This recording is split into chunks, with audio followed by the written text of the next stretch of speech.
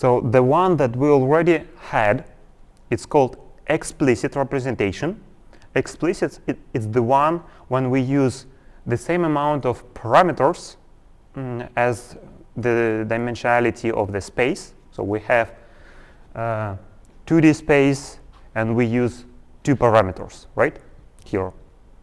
But if we use more parameters, like m greater than n, more parameters to describe n-dimensional space, that one is called implicit. So this representation, when we use x, y, and z, is called implicit. And there's something that we will have to express the spatial motion. It's called implicit representation. Is it clear? OK. So now let us cover another topic with something which is called rotation matrix. Do you familiar with the rotation matrix? But still, I would like to derive it. We'll have a systematic way to take a look at the rigid body motion. So we will start from rotation, so because it's not very complex, but then we'll proceed to the general case of the motion. So if we have a frame, let's call it a frame 1, and it will be unit axis 1, it will be unit axis 1 x and y. And let's assume that we want to rotate this frame on angle theta. So this will be theta. It will be x2, y2. I have slides with something that I'm going to write, but it will be much clearer for you if I'll do the writing. So what can we do? We can do the projection. So it will look like x1 equal to x2 times cosinus theta.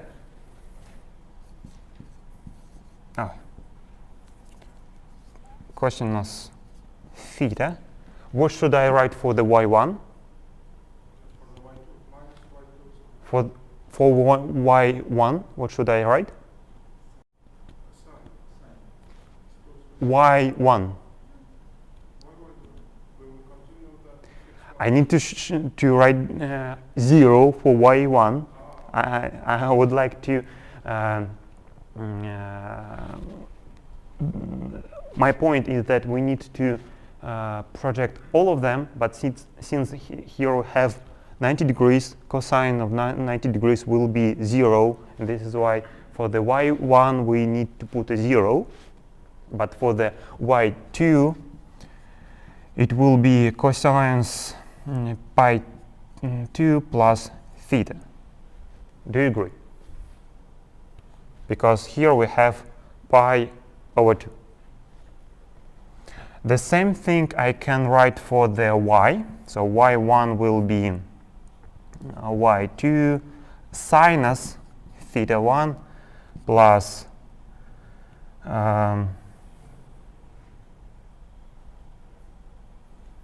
x2. And y2 sinus p over 2 plus theta. Do you agree?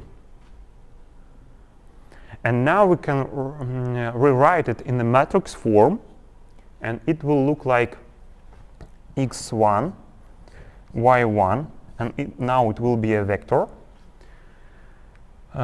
We can write it in this form: cosinus theta, cosinus p over 2 plus theta, sinus theta, sinus p over 2 plus theta, and it will be a matrix times x2, y2. Do you agree?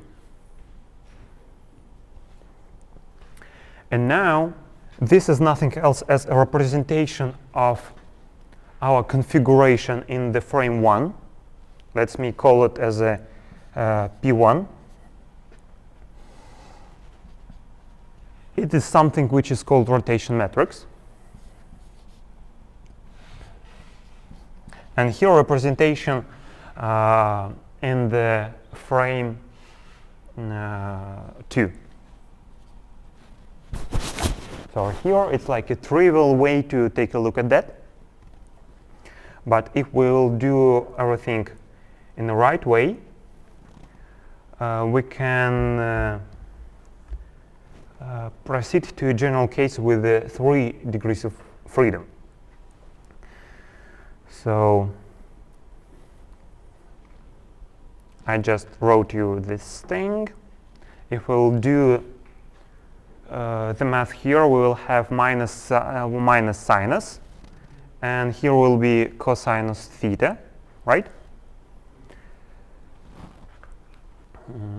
So just a little bit about mathematical background. So about the notation. When we have superscript or underscript, I don't remember, right here, it means like a name for a physical point. For example, I can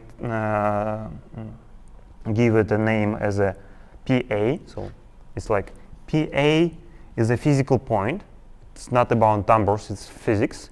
But when we have an index right here, it means that it's already not just a physical point, but it's already a bunch of numbers expressed in the frame P, for example.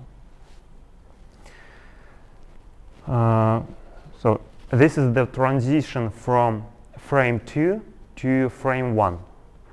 So it's like initially we had P2, and if we'll multiply with the rotation matrix, we'll have P1. It's like the same thing, but expressed in the 2 different frames.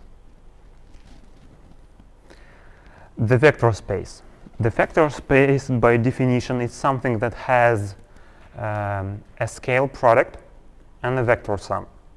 By definition, vector space does not have the inner product.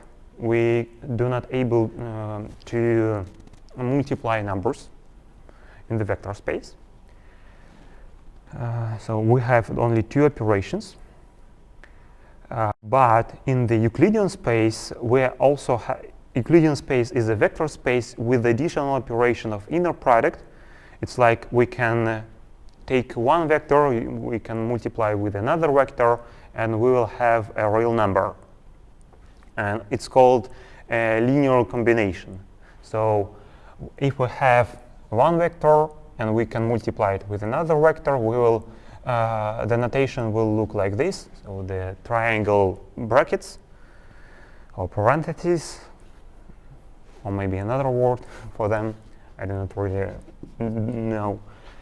And we will think about that as the V omega transpose.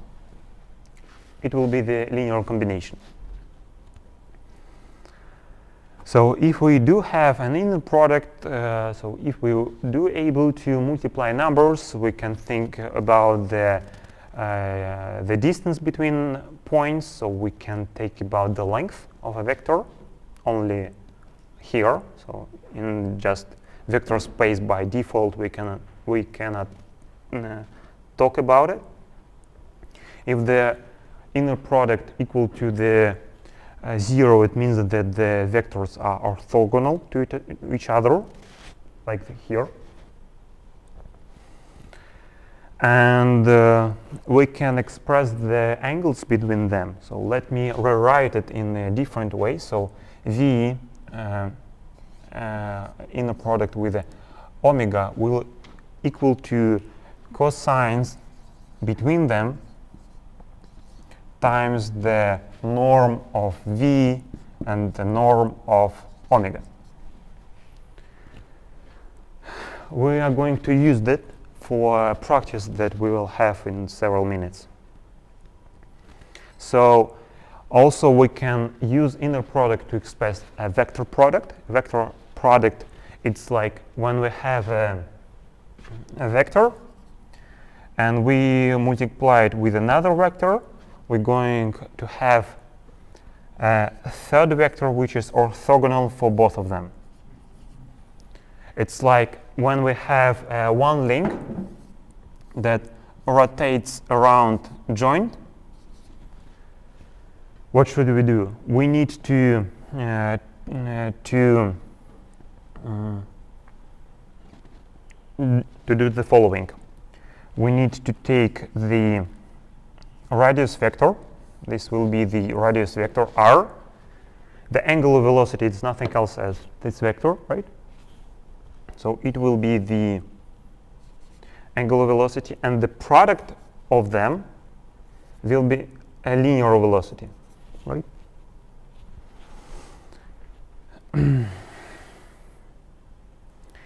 In order to do the calculation, we're going to use a skew-symmetric representation. A skew-symmetric representation is something that equal. So let's assume that omega in the skew-symmetric representation, it will be equal to itself with the transpose sign and with the minus.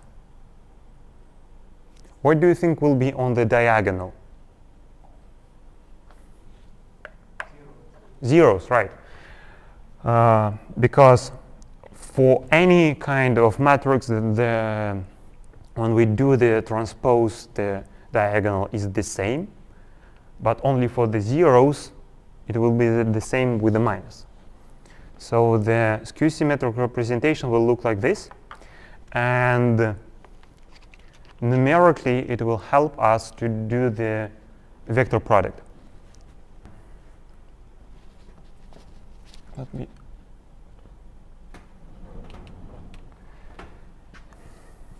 We can rewrite it in this way. So if we will take an inner product of x1 and x2,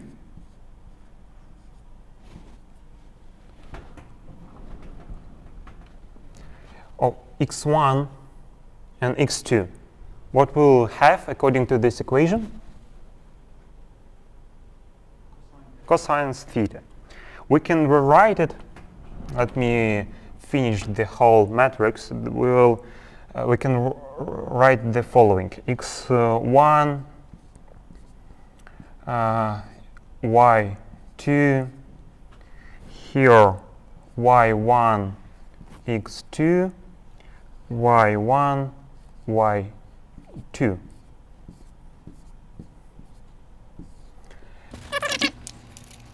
You see that right here I have used everything for the first frame, and on the right I have everything for the second frame. And now let us put everything inside. So let us try to do the multiplication of x1 and y2. So x1 and y2. So since the value, we have here unit vectors, right? Unit vectors means that the value will be 1 and 1. So actually we need to put here just all cosinuses with the angle between the vectors. So here x1, x2, this is the angle. x1, y2, this is the angle. Cosinus theta plus p2, p over 2.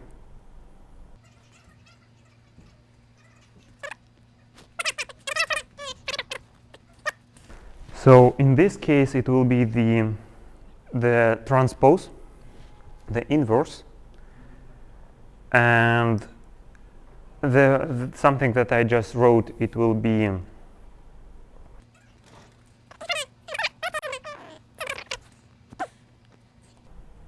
since it is inverse of that, x1 and x2 the product of them will be the same, and y1, y2, also the product will be the same, but those will be, we need to change the place for them. All right. Now,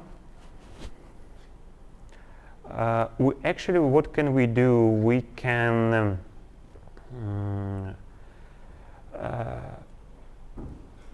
rewrite it in a way for the motion in 3D space. So the only thing that we need is just continue with additional row and additional column. So here it will be x1 comma z2. Here will be y1 z2. What should I write here? Right, z1 x2, z1, z1, y2, z2.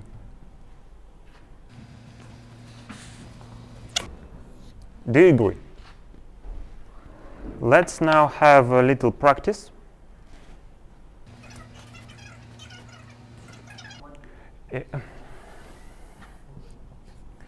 About the notation. So it will be the following. It's like we have a representation in P1, we multiply it with this matrix, and we will get finally the representation of P2. So now let us have a little practice. Let's assume that right here, what we had the rotation around z-axis. So here we had x and y. Let's assume that now we would like to rotate around y-axis. So this will be the x, and that this axis will be the z. And another case is the rotation around x.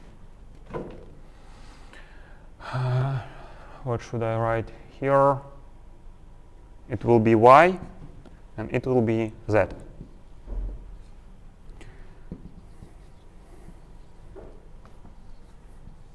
So I need two of you for extra point to derive, to put everything inside. And we need to see the result.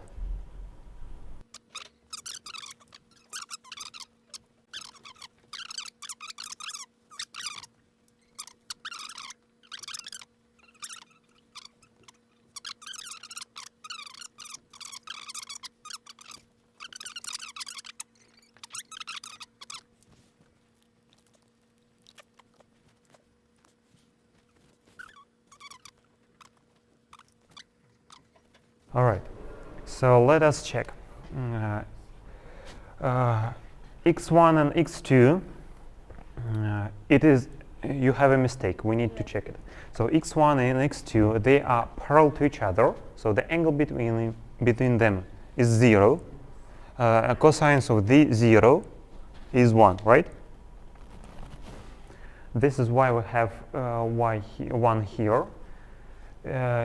y1 and x2, everything with the x2, the angle will be pi over 2, so we will have a cosine of pi over 2, it will be 0. So this is correct. So here y1 and y2, the angle between them is theta, it is correct. So here, let us continue. y1 and z2, cosine p over 2 plus theta, it is correct.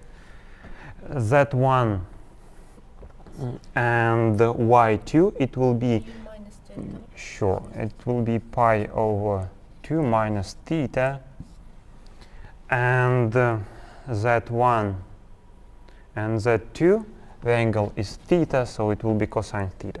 Yeah.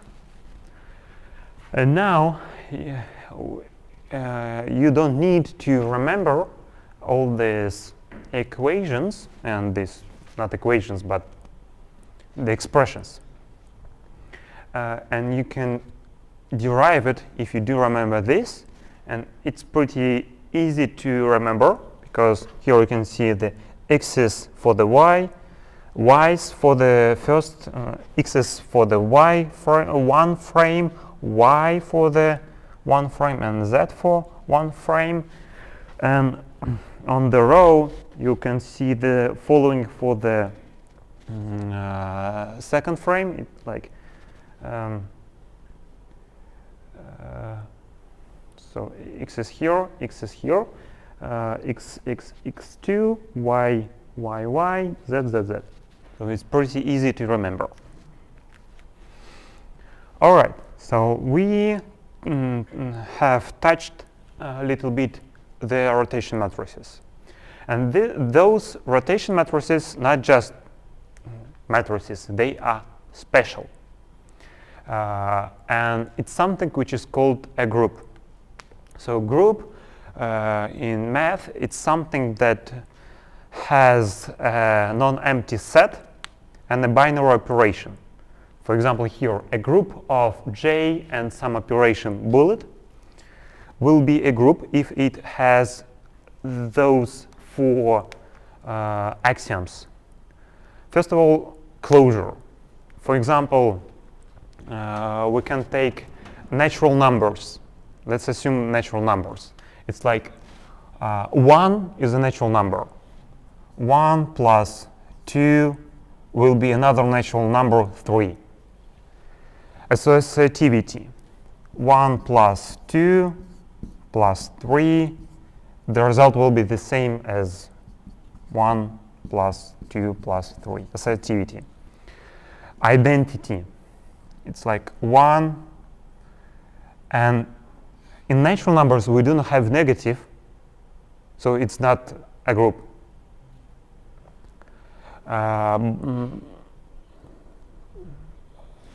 Natural numbers is n, but we can take not n but z. In z we have minuses. Let's assume that, let us continue with z. 1 plus minus 1 will be 0. 0 is something which is called inverse. It's like if we take some natural number, not natural, but z, it's from Zahlen. It's from German word. In English, I do not remember, actually. Plus 0, it will be the same number. If we'll do the same with the not operation plus, but operation multiplication, what we will have? 1 over times 2 will be 2. Or let's have another example, for example, 3. It will be 6, and number 6 also this Zahlen. The same is true, right? Also, here we can multiply 6 with the 1. It will be 6, but for the multiplication we do not have an inverse, right? In order to have an inverse, to have the 6, we need to divide on this, and it will be only true for quotients for q. So that with operation with the plus will be a group, but with the multiplication it will not be a group. As for the quotient, with the multiplication it will be a group. So the rotation matrix is a group since it has all these axioms. It's like we can take one rotation matrix and we can multiply it with another one, and we'll have like another rotation matrix. It's like R1. Let me do the following. It's like let's assume that we have this kind of rotation matrix. We can multiply it with another. Let's assume this kind of, and we'll have this kind of matrix, and it's called the chain rule. We have an associativity rule.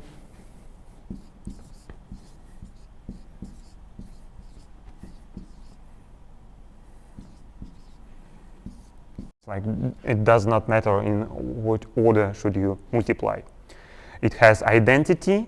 It's like if you multiply identity matrix with the R, it will be just R, where identity matrix is looks like this, right? You can take an R, you can multiply it with the inverse. It will be identity matrix. It just like if we take R 0, 1 multiplied with the 1, 0, it will be identity matrix, right? But there is no rule of commutativity. It's like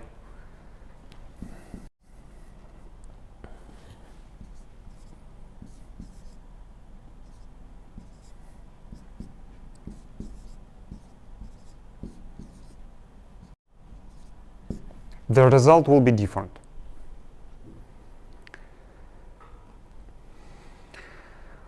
All right. Is it clear? Yeah, sure. Lie group, yeah.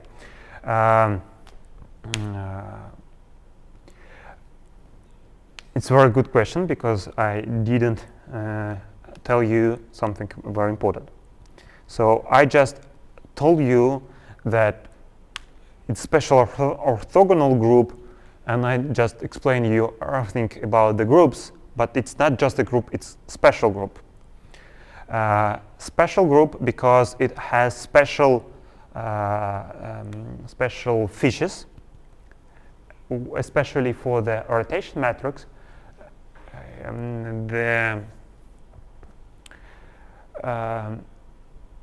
It has a special feature that inverse of this matrix is equal to its self-transpose. It's unique property only for this kind of matrix. So if you take, if you want to take inverse, you better take the transpose, because it's much easier to calculate than inverse. Also, let us compute the determinant. It's like for planar case, it will be like this element times this plus this element times this. And it will be cosinus times cosinus plus sinus times sinus. So it will be cosinus in power 2 plus sinus in power 2 and equal 1, yes. For the, you can do the same for the 3 by 3 matrix. You also will have 1, so the determinant will be 1, and that's it. But it only for the right-orientated frame. For the left-orientated frame, it will be -1. It is important if you do something with the mirror, for example. So this is the special features, and why it's called the Lie.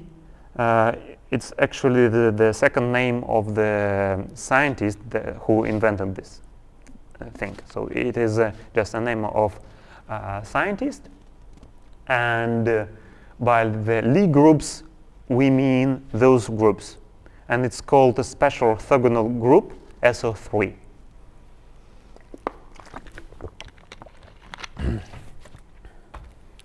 More features about this Lie group I will cover along the lectures.